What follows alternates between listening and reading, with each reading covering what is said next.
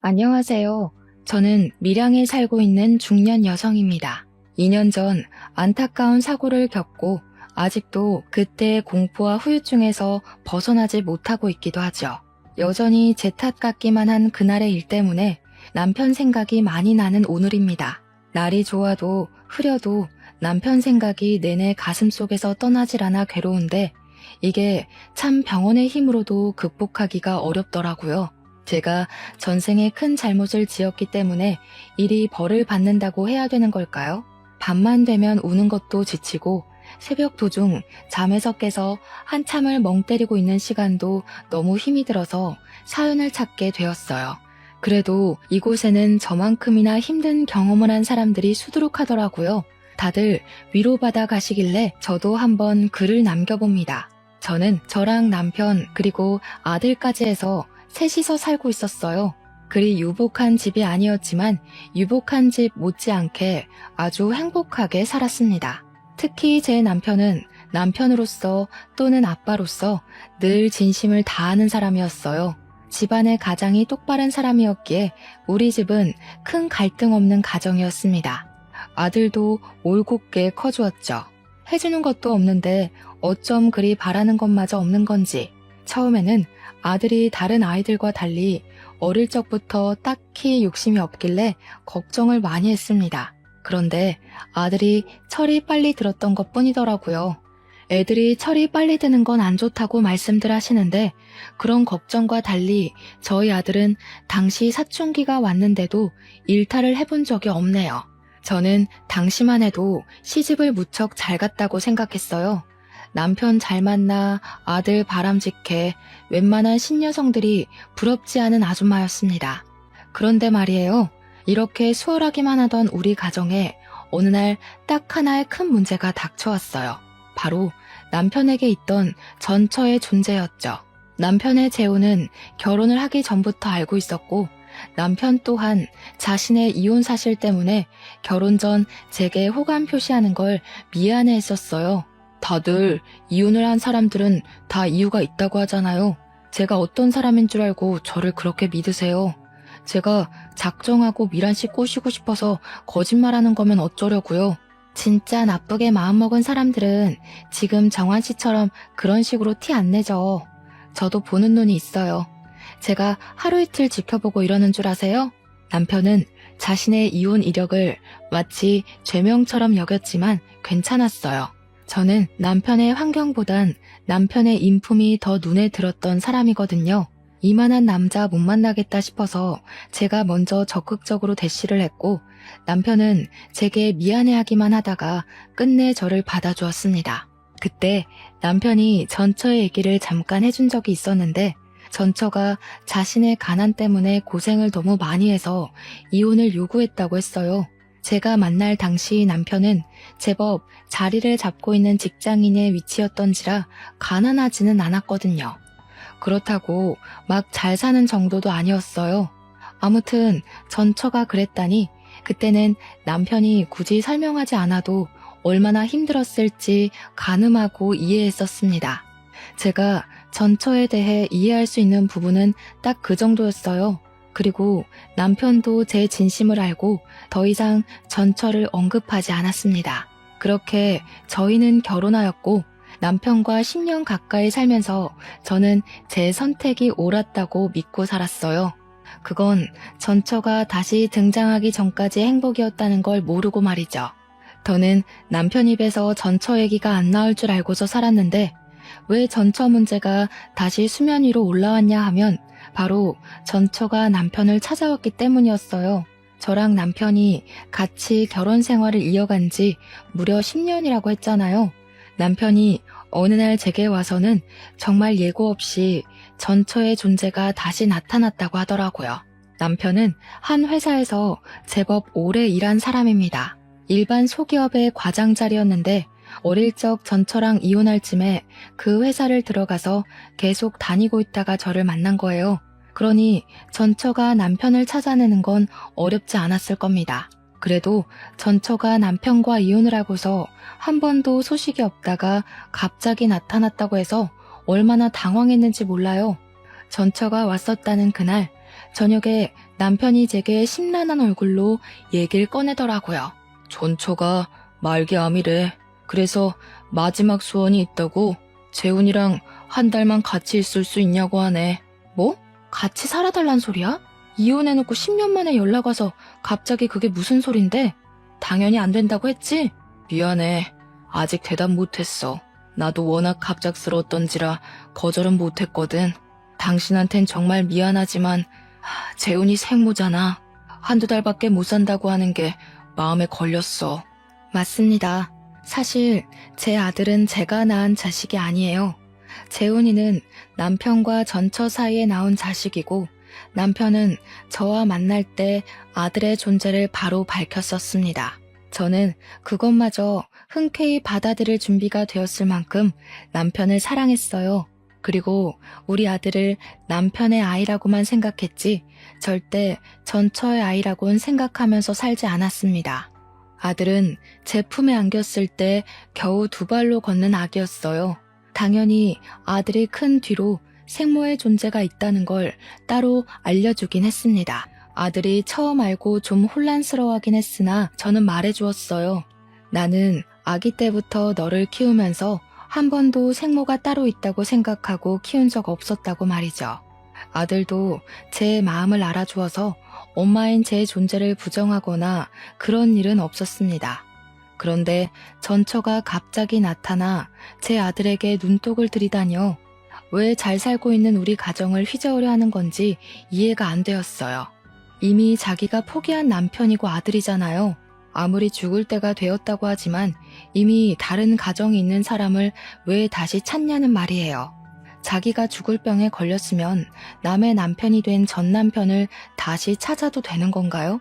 그게 감동적이고 가슴 아픈 스토리라고 생각하는 걸까요? 전처도 전처지만 저는 남편에게도 처음으로 실망이란 걸 했습니다.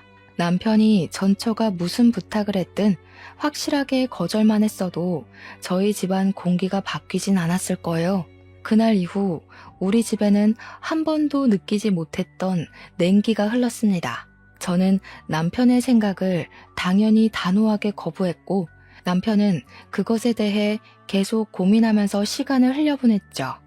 그러던 어느 날 남편이 베란다에서 누군가와 통화하는 걸 보았어요. 슬그머니 가서 엿들었더니 통화 상대가 전처인 것 같더라고요. 그럼 입원 안 하고 그냥 집에서 보내려는 거야? 그러다 갑자기 큰일 나면 어쩌려고? 괜찮겠어? 어차피 가망이 없는 삶인데 언제 죽든 상관없지 뭐. 차라리 빨리 죽어버렸으면 좋겠다는 생각도 해. 너무 아플 때면 스스로 목숨도 끊고 싶더라. 그런 생각하면 안 되지. 할 수 있는 데까지는 버텨야 돼. 기다려봐.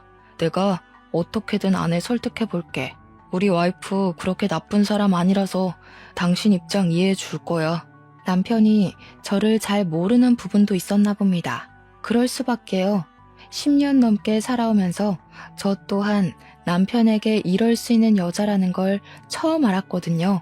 저는 둘의 통화를 참지 못하고 베란다로 들어갔습니다. 남편의 휴대폰을 빼앗아 제가 받았어요. 저희 남편이 저를 잘 모르는 것 같아서 대신 말씀드릴게요. 말기암이라는 건 정말 유감입니다. 그런데 제 아들은 안 돼요. 가족이란 건 이미 손 놓으셨으면 그걸로 끝이라고 생각해요. 이렇게 다시 찾아서 남의 가정 뒤흔들어 놓을 거였으면 이혼을 하지 말았어야죠. 여보, 이리 내. 지금 그런 상황 아니야. 들어가서 설명할 테니까 휴대폰 이리 줘.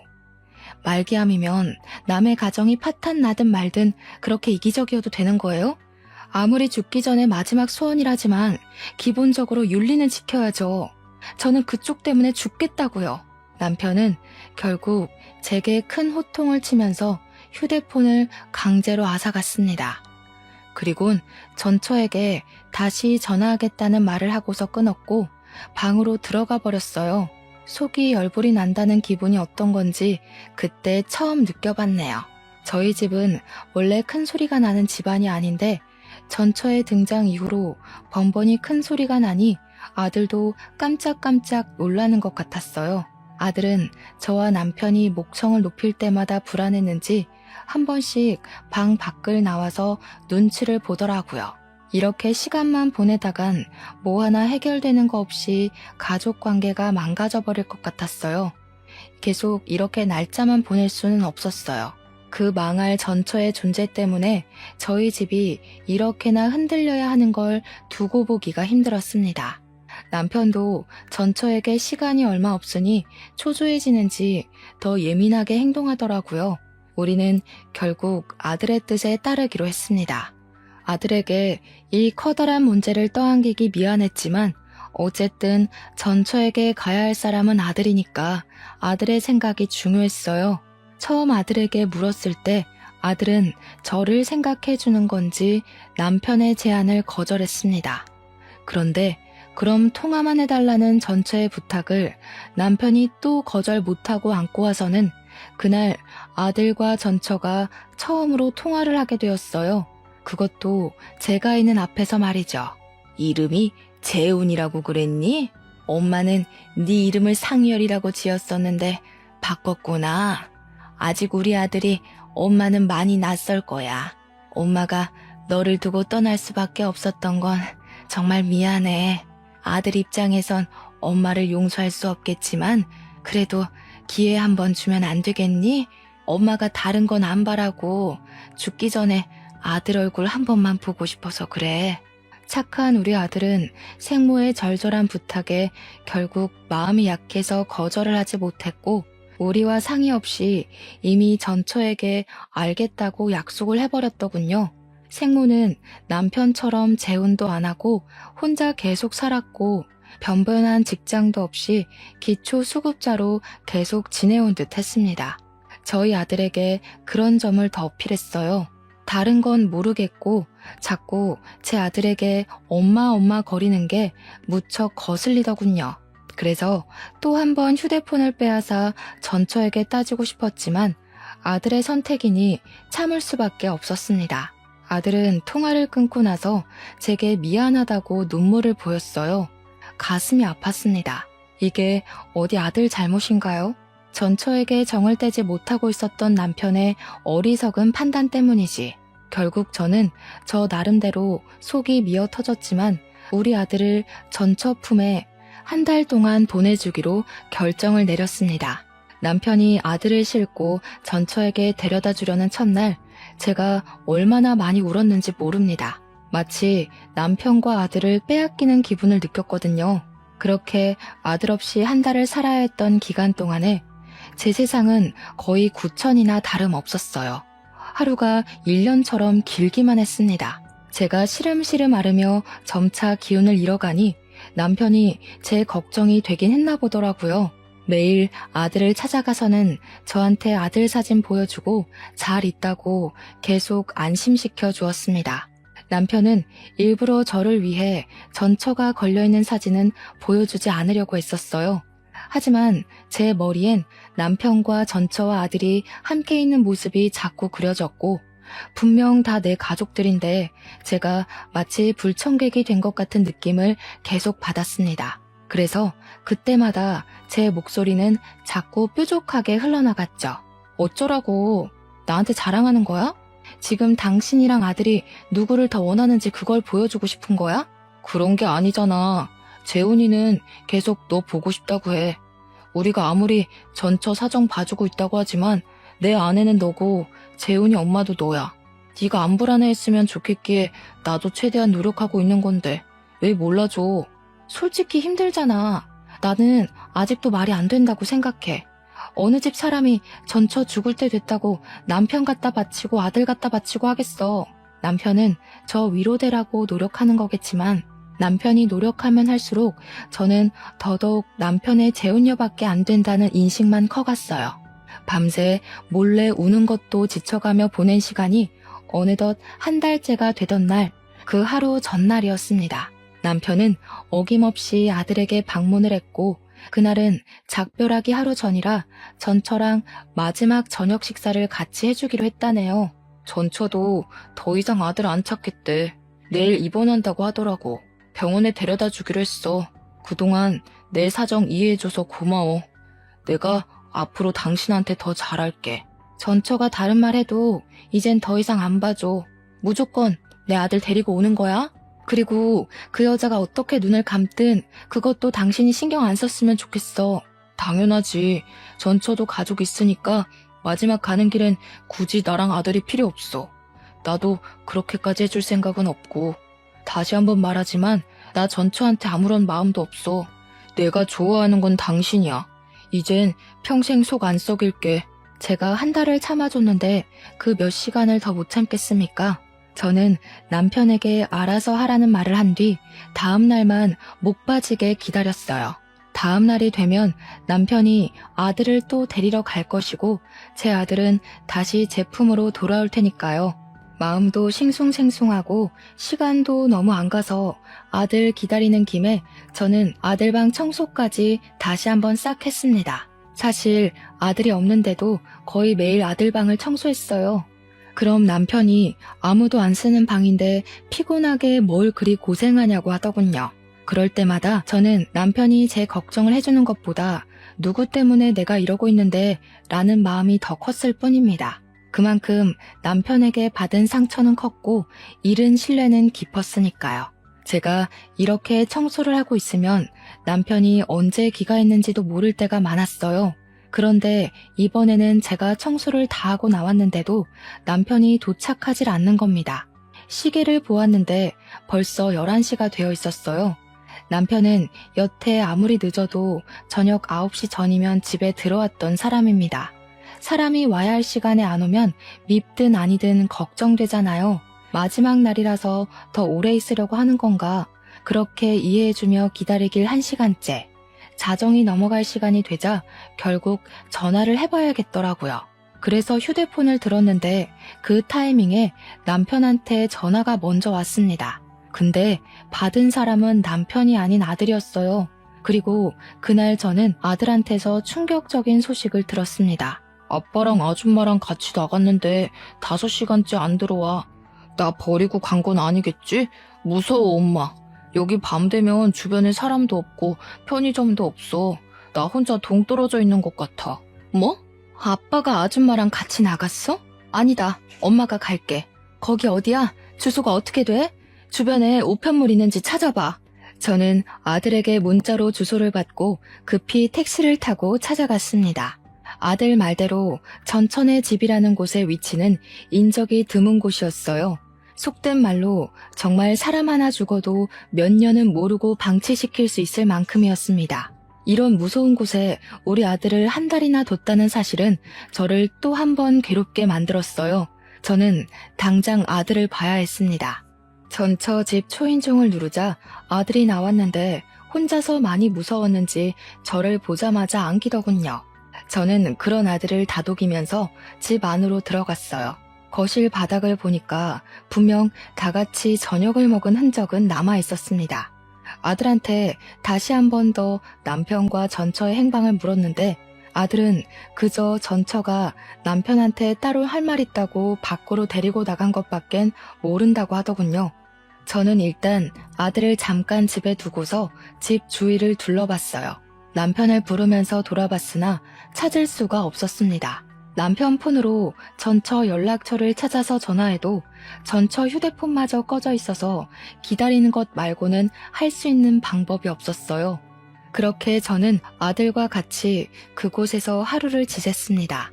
그럼에도 전처랑 남편은 나타나질 않았고 어쩔 수 없던 저는 일단 아들을 데려간다는 메모만 적은 뒤 그 집을 빠져나왔어요. 그리고 저는 그렇게 남편을 잃게 되었습니다.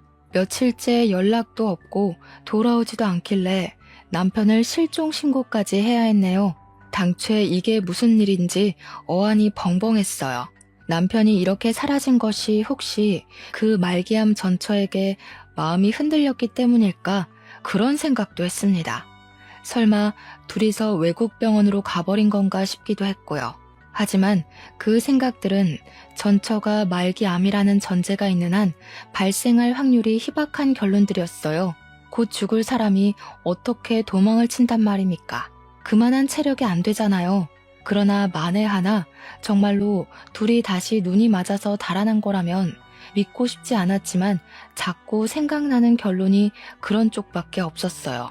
저는 그날 이후 밥도 제대로 못 먹었고 매일 아들만 붙잡고서 눈물을 흘렸습니다. 그렇게 한 달이 다 되어가도 남편이 나타나질 않자 저는 그제야 남편이 우릴 버렸다고 인정했어요. 하지만 이해는 안 되었습니다. 제가 아는 남편은 절대 여자 때문에 가정을 버릴 남편이 아니니까요. 어느 정도 시간이 흐른 뒤에는 남편 실종 사정도 제게 무척 중요한 일이지만 그보다 당장 눈앞의 경제 생활이 더 문제가 되었어요. 그래서 저는 일단 심란한 마음을 억누르고 직장을 찾아야 했습니다. 그렇게 그날도 마찬가지로 아르바이트 면접을 보고 돌아오던 날이었어요. 통장에 얼마 있는지 잔액을 확인한다고 잠깐 은행을 들렸는데 그곳에서 뜻밖의 인물을 만나게 되었는데요. 바로 남편의 전처였어요. 창구에 일을 보러 온 것 같더라고요. 옆에는 모르는 남자까지 끼고 있었습니다.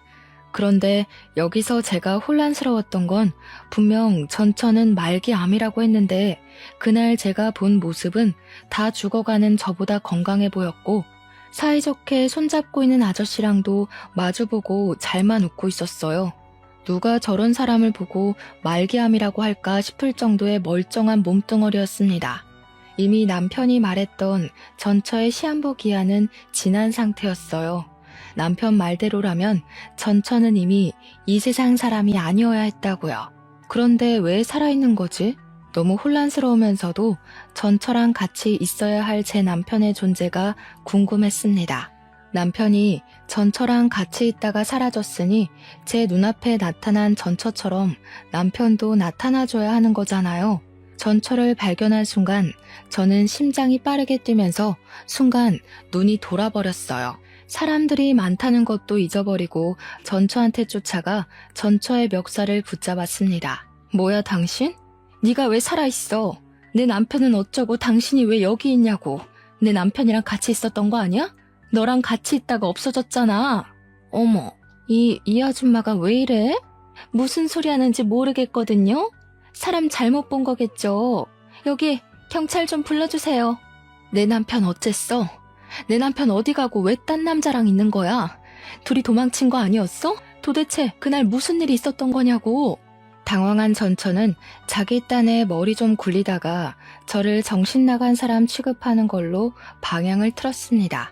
그때 옆에서 전처 애인인지 뭔지 저를 떼어내고 패대기 쳤고 쌍욕을 하면서 전처를 데리고 나가버렸어요. 주변 사람들이 다친 저를 걱정해줬으나 저는 그 손길들 모두 외면한 채 그들 뒤를 황급히 쫓아갔습니다. 하지만 그들이 차를 타고 사라지는 바람에 놓쳐버리게 되었죠. 그런 찝찝한 마음으로 아무것도 하지 못하고서 집에 돌아와야 했습니다.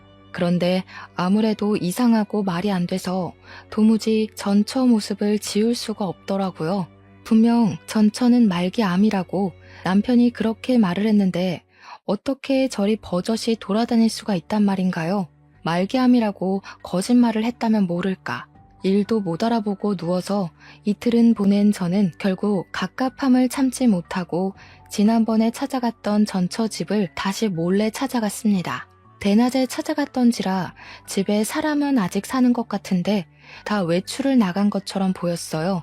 언제 돌아올지 몰랐는데도 저는 다시 한 번 더 두 눈으로 확인하고 싶었습니다. 인연이 만약 제 남편과 아들을 상대로 거짓말을 한 게 맞는다면 절대 그냥 넘어가지 않을 생각이었거든요. 그렇게 집 주위에 몇 시간을 은닉하고 있던 저는 집 주위로 숨어들었다가 저녁이 다 돼서야 전처의 모습을 확인할 수 있었습니다. 전처는 어김없이 그때 그 남자와 또 같이 나타났어요. 보아하니 남자랑 이 집에서 같이 동거를 하는 낌새더군요. 전처가 남자의 팔짱을 끼면서 집으로 들어가는데 제가 숨어있는 곳으로 그들이 하는 대화가 들렸어요. 들통나는 건 아니겠지? 아무래도 그 아줌마가 날 본 게 마음에 걸리네. 그 아줌마랑 저번에 통화했을 때 당신도 들어서 알잖아. 목소리만 들어도 얼마나 억측스러워? 보험심사만 통과하면 바로 여기 뜰 거라서 겁낼 필요 없어. 그 아줌마는 그냥 평생 제 남편 실종된 줄 알고 살 거야.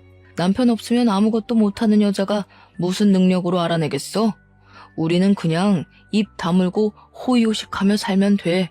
저들이 무슨 대화를 하는 건지 구체적으로는 모르겠지만 일단 우리 남편한테 무슨 짓을 한 건 분명하단 확신이 들었어요. 남편이 실종된 걸로 알게 만들었다는 건 자기네들이 남편에게 무슨 짓을 했다는 거 아니겠습니까? 저는 울음을 참으면서 그들을 동영상으로 촬영했고 그날 바로 경찰서로 달려갔습니다. 얼마나 다리가 후들거렸는지 몰라요. 경찰서에 가서도 어디서부터 어떻게 말을 시작해야 할지 몰라서 그저 생각나는 대로 중구난방 얘기를 꺼냈어요.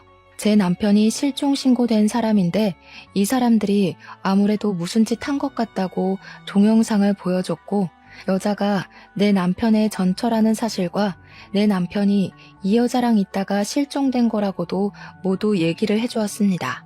무엇보다 이 여자가 말기암이라고 했는데 멀쩡하게 돌아다니는 것 또한 빠짐없이 전달했죠.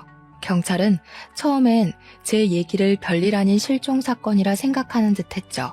그럼에도 민중의 지팡이이기 때문에 제가 뭐라고 하는지 경청은 하고 있었고 갈수록 상세해지는 제 진술을 곰곰이 생각하는 태도까지 보여주었습니다.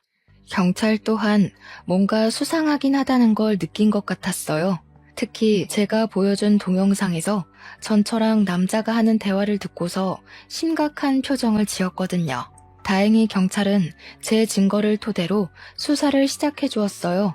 경찰에게 연락이 올 때까지 저는 아들에게조차 신경을 쓸 수가 없었습니다. 그저 제발 제 남편이 어딘가에서 무사히 살아있어만 주길 바라고 기도하기만 했어요. 그리고 며칠 뒤 제겐 또 하나의 충격 소식이 들려왔습니다. 전처 때문에 제 머릿속이 폭풍처럼 휘몰아치던 중 5일 뒤에 경찰한테 전화가 왔는데요. 경찰이 제 남편 이름을 묻더니 배우자 되는 사람이 맞냐고 묻더라고요. 남편을 찾은 것 같은 뉘앙스에 기뻐서 저는 곧장 그렇다고 대답을 했고 남편 신고도 부인인 내가 했다고까지 말했습니다. 그러자 경찰이 곧바로 목소리를 가라앉혔는데 느닷없이 제 남편이 이미 사망을 했다고 하는 겁니다. 그 순간 저는 심장이 멎는 줄 알았어요. 잘못 들었나 싶어서 뭐라고 그랬냐고 다시 물었고 확인 사살을 당했습니다. 이것만으로도 충분히 믿을 수 없는 충격을 받았는데 그 뒤 경찰이 다시 있는 말은 저를 주저앉게 만들었어요. 남편분이 김정환 씨잖아요. 그런데 윤민호 씨 성함으로 사망 신고가 됐어요.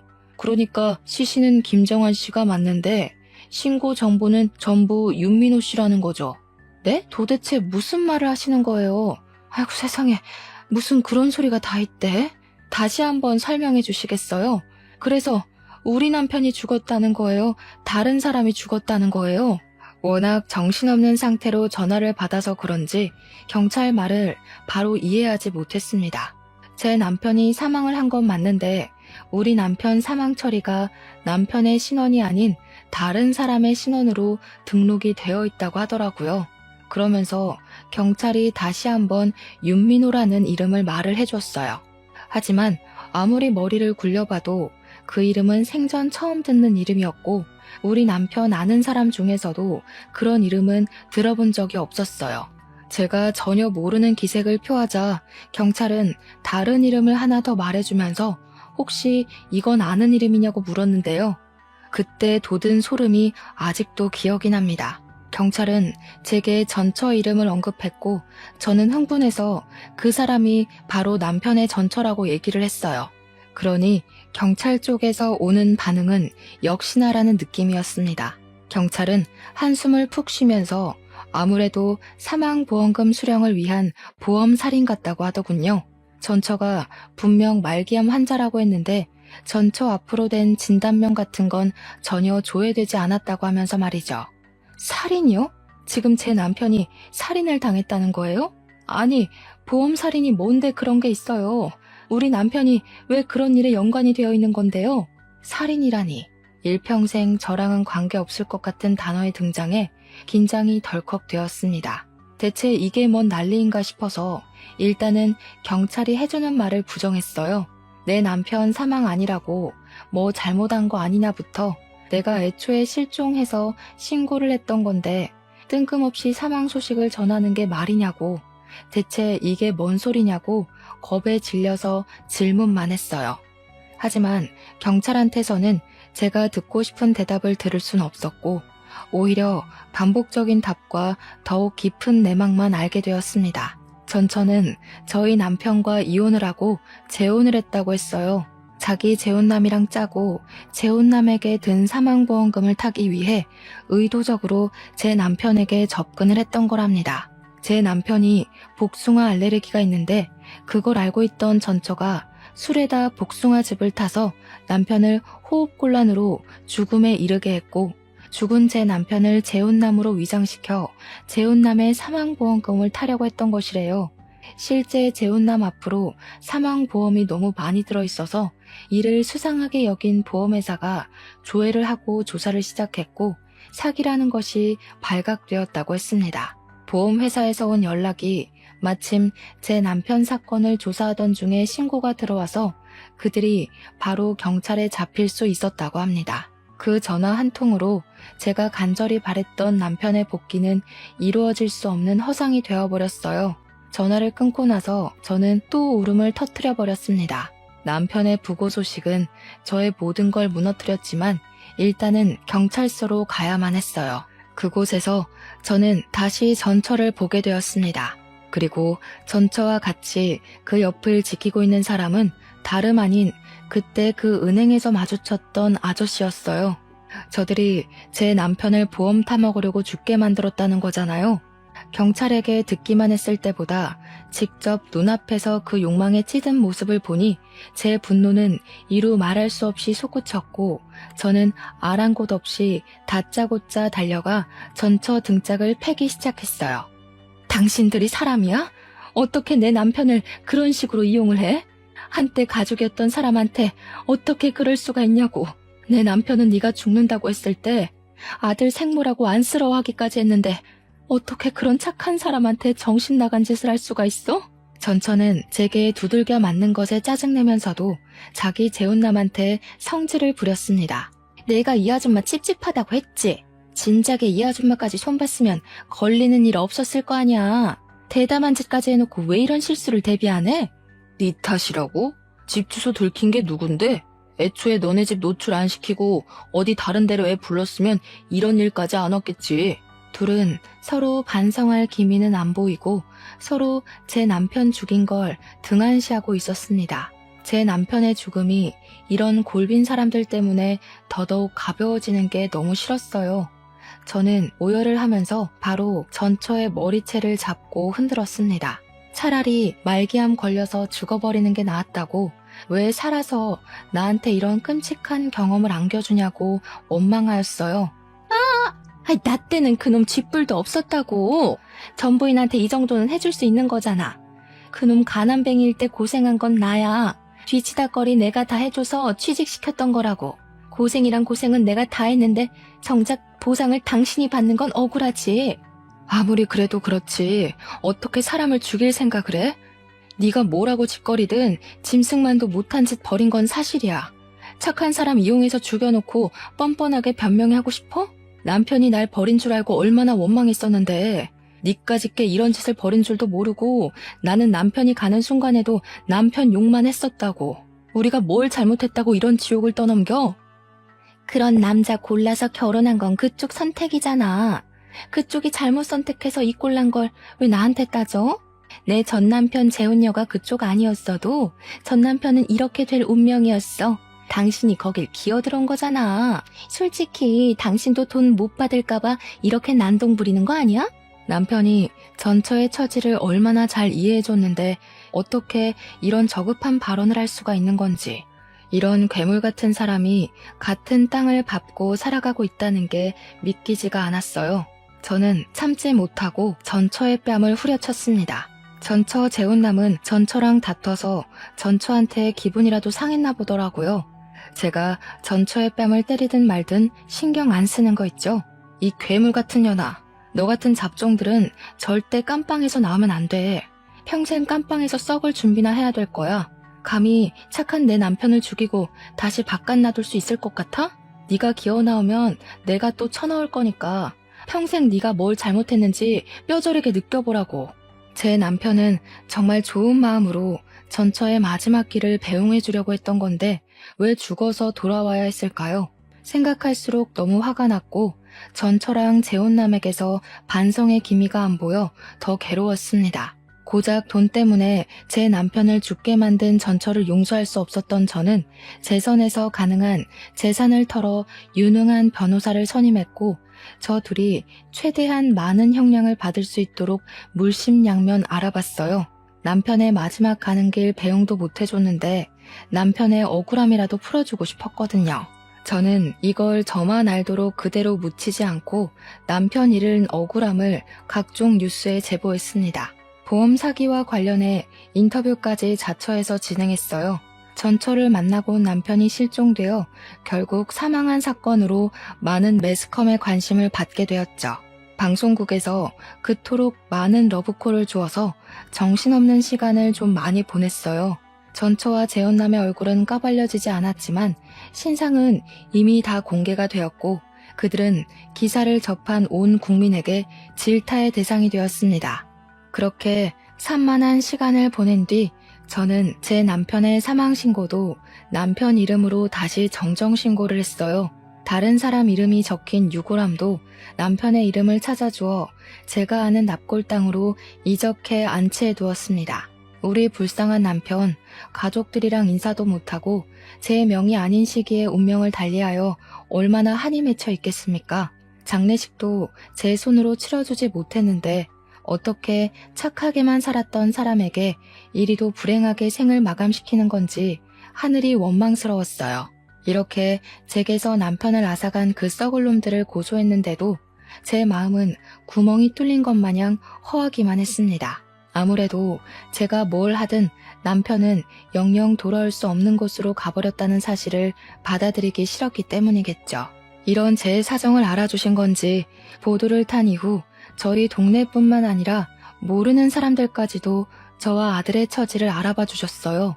우선 동네에서는 아주머니들이 어린 아들 있는데 제가 밥도 못 먹고 기운도 못 차리니까 그게 걱정이 되었는지 반찬도 많이 챙겨주시고 아들이 좋아할 만한 맛있는 식품도 많이 챙겨주셨고 또 제 아들에게는 용돈을 쥐어주는 분들도 계셨어요. 그땐 아들이 길에만 나가면 하루 5만 원에서 10만 원은 쥐고 귀가를 했었습니다. 뿐만이 아니었어요. 사회에서는 저희에게 더 큰 마음을 보여주었습니다. 가족이 없고 남편이 유일한 보호자였던 제게 보험회사가 연락이 왔는데 남편의 사망보험금 총 2억을 지급해 주더라고요. 그리고 이 사실이 남편의 회사에도 소문이 퍼져서 직원들이 남편을 위해 위로금 3천만 원을 모아주었고 남편의 퇴직금까지 받게 되었습니다. 이 많은 고마운 손길들 덕분에 저랑 아들은 앞으로 살아가는 데에 당장은 무리가 없어졌어요. 남편이 좋은 사람이 맞다는 게 이렇게 또 증명이 되니 감사하면서도 제 마음이 울적하더라고요. 그래도 이 모든 도움들은 남편이 저희에게 남기고 간 마지막 가장의 책임감이 아닌가 싶습니다. 하지만 그런다고 가장을 잃은 무게는 저와 아들에게 평생 지울 수 없는 아픈 상처로 남을 겁니다. 그때로부터 2년이 지났음에도 현재 저는 우울증의 정신과 약까지 복용을 하고 있어요.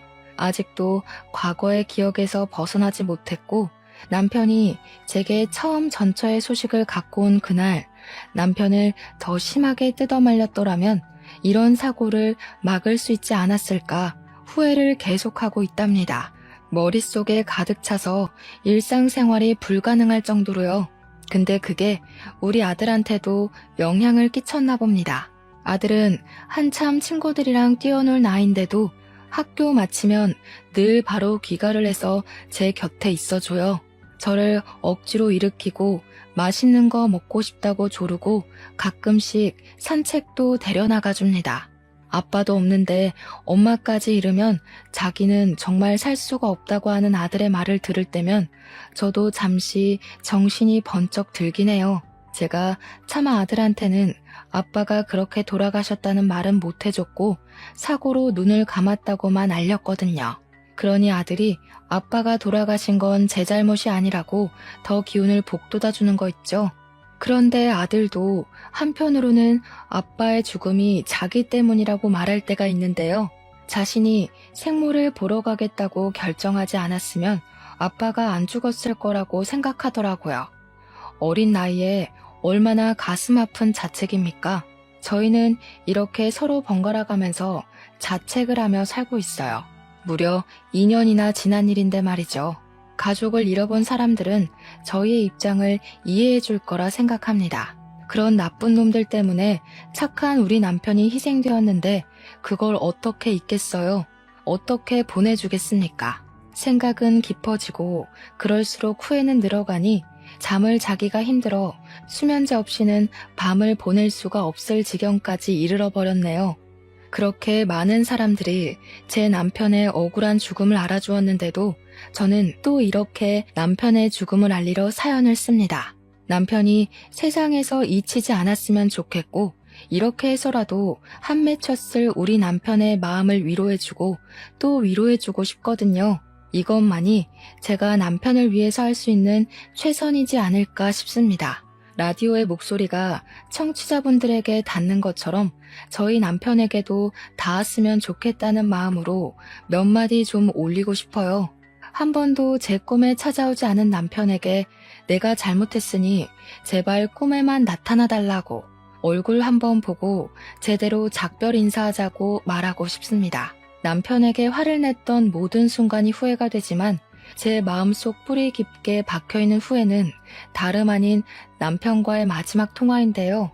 남편이 다음날 집에 돌아오면 앞으로 저 아들에게 잘하겠다는 그 말을 서운한 마음에 진심으로 받아주지 못했던 게 괴로울 정도로 마음에 걸려 있어요. 그게 남편과의 마지막인 줄 알았더라면 조금이라도 따뜻한 말 한마디 더 해줄 걸.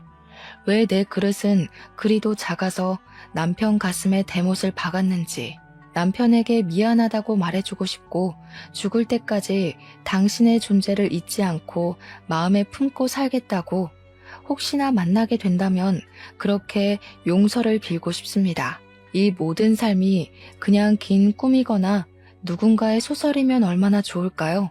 세상에 신이 있다면 제가 죽기 직전 한 번이라도 제게 남편과 작별 인사를 제대로 할 시간을 주겠죠. 그날을 손꼽아 기다리면서 아들과 함께 이 고된 시간을 버티며 살아가도록 하겠습니다. 제 남편 이야기 들어주셔서 감사해요.